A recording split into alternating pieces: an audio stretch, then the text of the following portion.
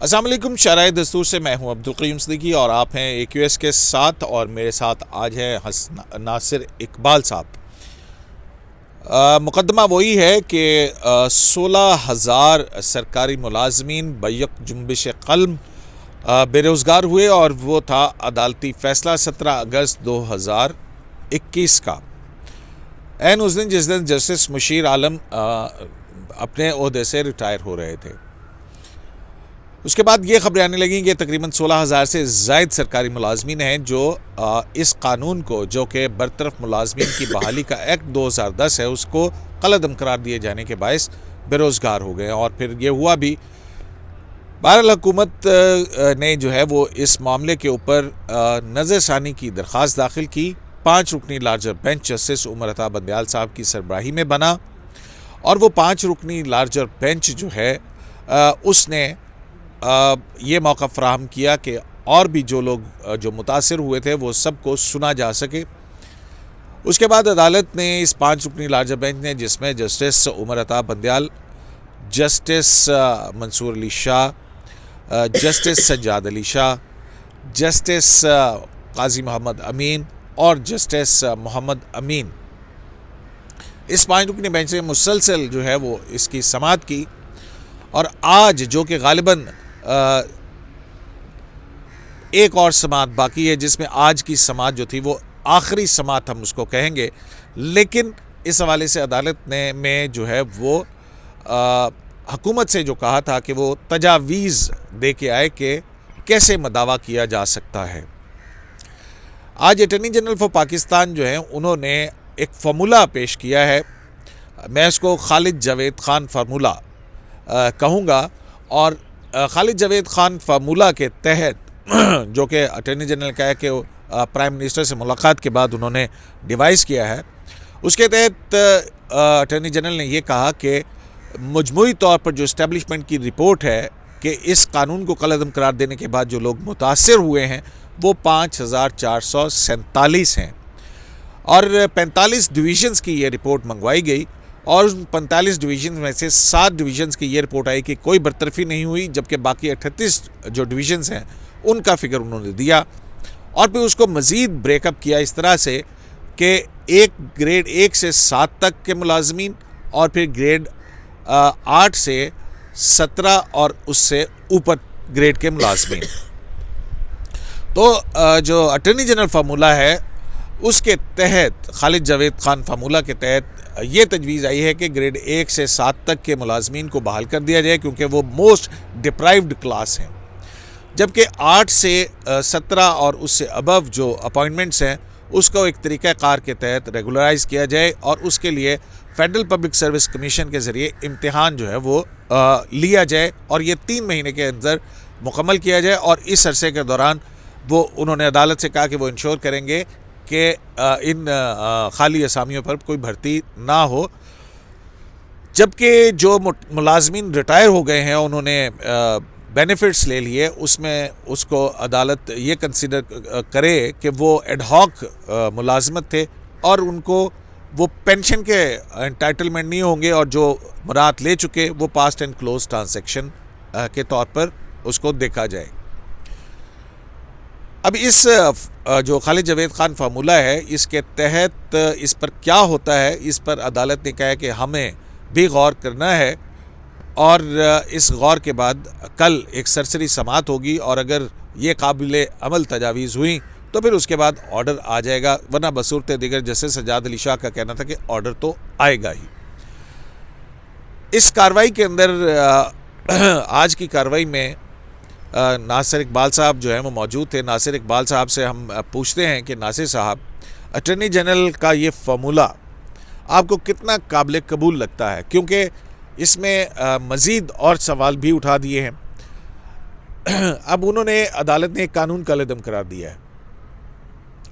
अब उसके अंदर ग्रेड 1 से 7 तक का हो या ग्रेड 1 से 16 तक का हो, तो अगर अदालत ये बात मानती है ग्रेड 1 से 7 तक जो है वो इंसानी बुनियादों पर उनको बहाल किया जाए, तो क्या अटॉर्नी जनरल का फार्मूला और अदालती फ़ैसला ये बरकरार रह सकेंगे? अगर अटॉर्नी जनरल का फार्मूला तस्लीम करना है तो क्या अदालत को अपना फ़ैसला भी बरकरार रखना होगा? फिर सिचुएशन ये बनेगी कि अगर फ़ैसला बरकरार है तो बहाली कैसे हो सकती है? तो ये जो इक्वेशन है आप मुझे समझाएंगे? शुक्रिया कयूम साहब। पहले तो अटॉर्नी जनरल साहब ने पहले ही बता दिया था, आते ही उन्होंने आते ही कहा कि मैं पहले तो अपना जो प्राइमरी जो है सबमिशन वो रिट्रेट करूँगा कि आप रिव्यू को वापस लें, ये सॉरी जजमेंट को वापस लें, रिकॉल करें और तमाम मुलाजमीन को रीइंस्टेट करें। कल करार देने का फैसला वापस ले अदालत। अगस्त 17 का जो जजमेंट है जिसके तहत जो सेक्ट एम्प्लॉयज़ रीइंस्टेटमेंट एक्ट 2010 को सेट असाइड किया था या इलीगल डिक्लेयर कर दिया था, उसको वापस ले लें, ठीक है। और अगर अदालत उसको रिव्यू इंक्लाइन नहीं है कि वो रिव्यू को एक्सेप्ट करे, हमारी रिव्यू को एक्सेप्ट करे, तो फिर उन्होंने कहा था कि 3 हमारे पास ये प्रपोजल्स हैं।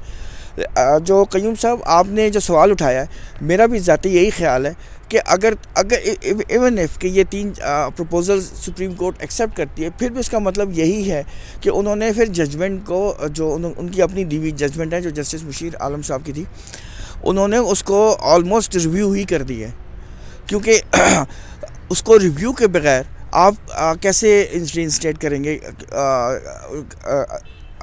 अटॉर्नी जनरल साहब का कहना था कि आप सड़क पे अभी भी आप देखें कयूम साहब, अगर आप देखें उस साइड पे अभी भी जलसा नुमा मुलाज़मीन जो है वहाँ पे एहतजाज कर दिया है और वो मुस्तकिल जो है वो नारेबाजी कर रहे हैं और कह रहे हैं वी वांट जस्टिस।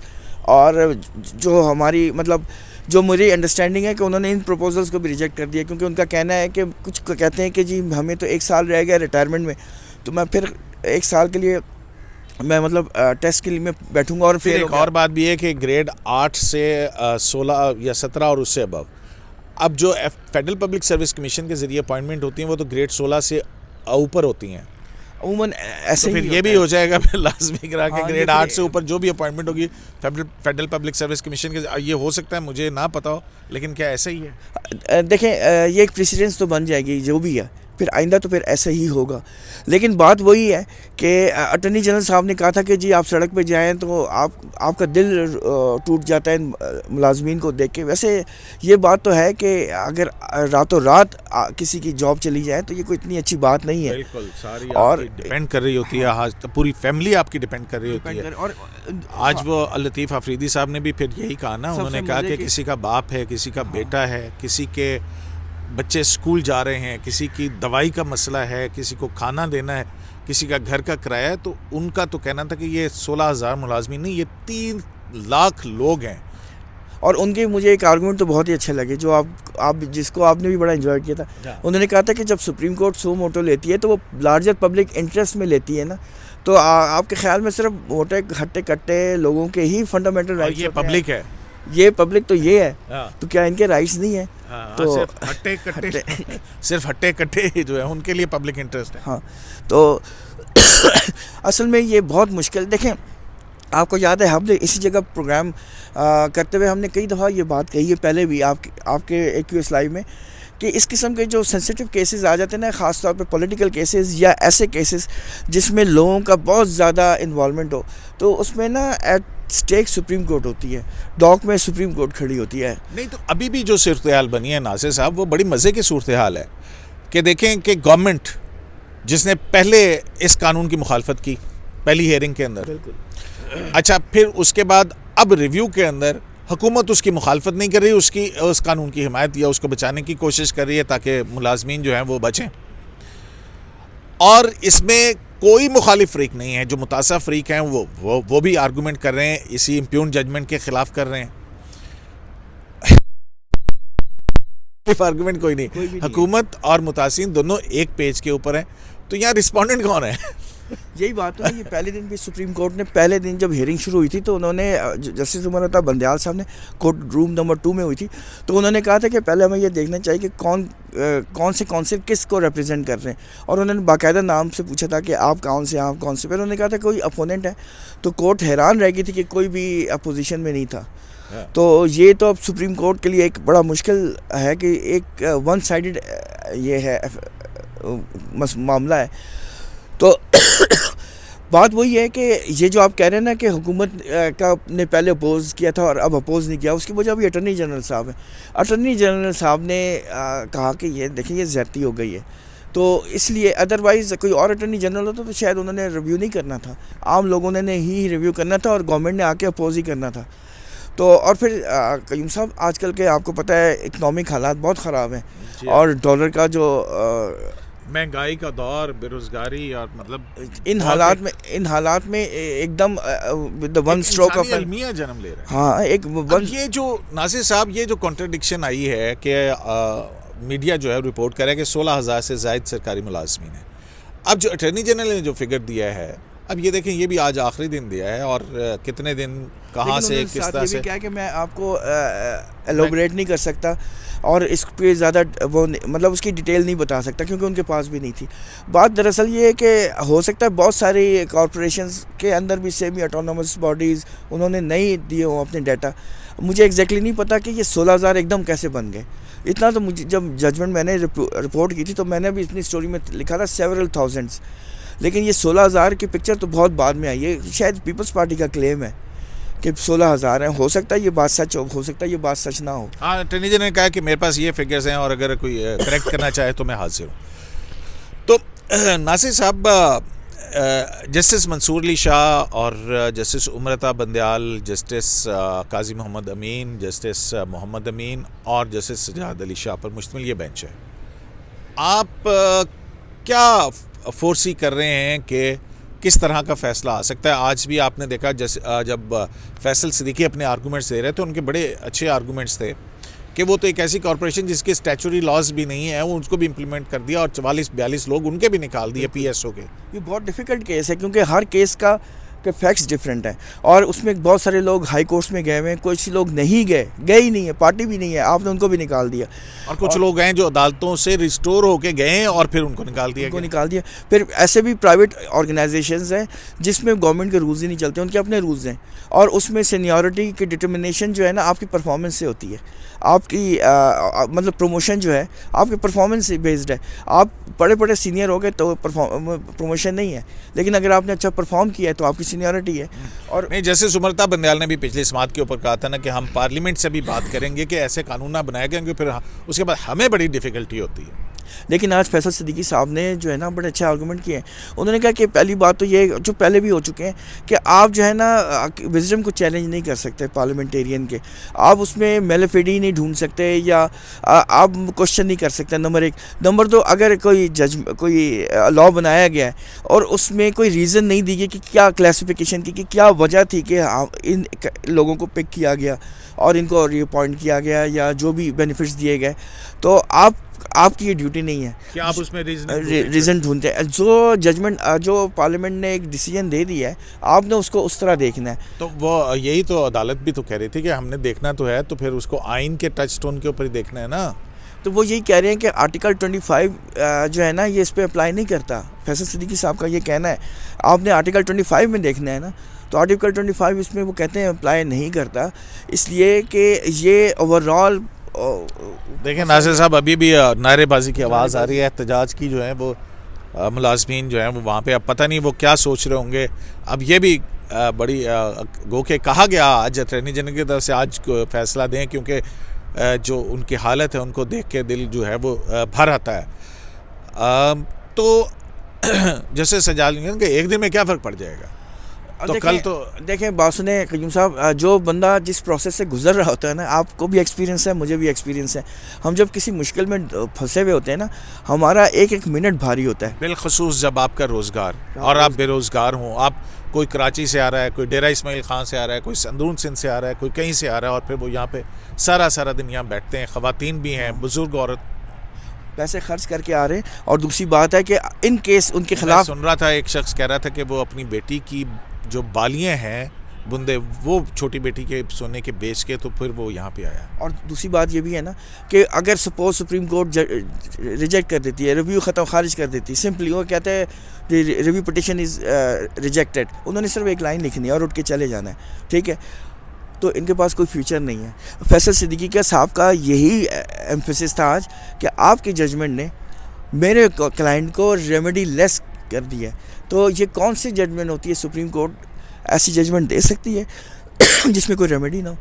अच्छा, तो आपको ये कितना चांसेस लगते हैं कि कौन कौन से जज साहिबान की सोच ये है कि जो पुरानी जजमेंट है जिसके ज़रिए कानून को कलअदम करार दिया गया और उसके नतीजे में ये बेरोज़गारी हुई और ये तकरीबन मैं तो कहूँगा कि ये मुआशी कत्ल के मुतरादिफ है, कितने जजेस आपको लगता है कि वो इस बात पे हैं कि ये जजमेंट रिकॉल होनी चाहिए?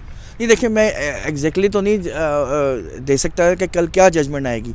हो सकता है कोई दरमियान का रास्ता निकल आए, लेकिन जो मेरी अंडरस्टैंडिंग है कि कोई बेनिफिट अगर देना है तो वो 3 जज ही देंगे, लेकिन फिर भी वो मेजॉरिटी में होंगे। जस्टिस उमर अता बंदयाल जो लीड कर रहे हैं इस बेंच को, जस्टिस मंसूर अली शाह साहब और जस्टिस जो है अमीन साहब, अमीनुद्दीन साहब। लेकिन जो ये मेरी अपनी रीडिंग है, मैं भी गलत हूँ, कि जस्टिस सज्जाद अली शाह साहब और जस्टिस काजी अमीन अहमद, वो मेरा ख्याल है काजी मोहम्मद अमीन अहमद साहब, वो नहीं किसी वो मेरे ख्याल में नहीं पीछे हटेंगे। और आज भी जस्टिस काजी अमीन साहब ने उठते उठते कहा था कि हम इस प्रपोज़ल को एग्ज़ामिन करेंगे, हम कैसे ये कह दें कि डिसाइड कर दें, क्योंकि जस्टिस अटॉर्नी जनरल साहब ने जब प्रपोज़ल दी थी तो उन्होंने और 2 बातें बड़ी अहम की थी। एक तो ये कहा था कि जो 1 से 7 के जो लोग हैं उनको आज से कर दें रीइंस्टेट, यानी उनको आज से बहाल करें, कल से नहीं, आज से, नंबर 1। नंबर 2, उन्होंने ये प्रपोज़ल प्राइम मिनिस्टर के साथ डिस्कस करने के बाद दिए हैं, और इन केस सुप्रीम कोर्ट इसको अप्रूव करता है तो उसका काम शुरू हो जाएगा, मतलब कि प्रोसेस शुरू हो जाएगा। और जो आपने कहा था ना कि FPSC टेस्ट लेगी, वो 3 महीने के अंदर लेगी, 3 महीने के अंदर ये प्रोसेस कंप्लीट करेगी। वही मैं कह रहा हूँ ना कि क्या फिर इसका मतलब है कि दोनों सूरतों के अंदर जो अगर अटॉर्नी जनरल के फार्मूला माना जाता है तो भी जजमेंट जो है वो 17 अगस्त की वो रिकॉल करनी पड़ेगी, और अगर नहीं माना जाता है तो अटॉर्नी जनरल का ये आर्गूमेंट है कि फिर ये इम्प्यून जजमेंट जो है इसके अंदर भी नकाइस हैं, तो अदालत ने ये देखेंगे। फैसल सदकी साहब बार बार यही कह रहे थे कि आप जो है, और भी दूसरे लोगों के भी आर्गूमेंट्स हैं, एतजाज़ साहब ने भी, कि आप पूरी जजमेंट का पूरी जो लॉ है उसको आप सेटिसाइड नहीं कर सकते, उसके कुछ प्रोविजंस को कर सकते हैं कि जी ये फंडामेंटल राइट्स के खिलाफ है, रीड इन करके आप उसको हार्मोनाइज करें। तो जनाब, ये आज की जो समात थी और अहम समात तो ख़त्म हो गई है, लेकिन जैसे जैसे शाम के साए ढल रहे हैं, इस्लामाबाद में शराय दस्तूर पर ठंड में भी इजाफा हो रहा है, लेकिन इस ठंड में बेरोज़गार मुलाजमीन जो अब तक क्योंकि अभी तक अदालत का कोई फ़ैसला नहीं आया है, वो एहतजाज जो है उनका वहाँ पर जारी है। तो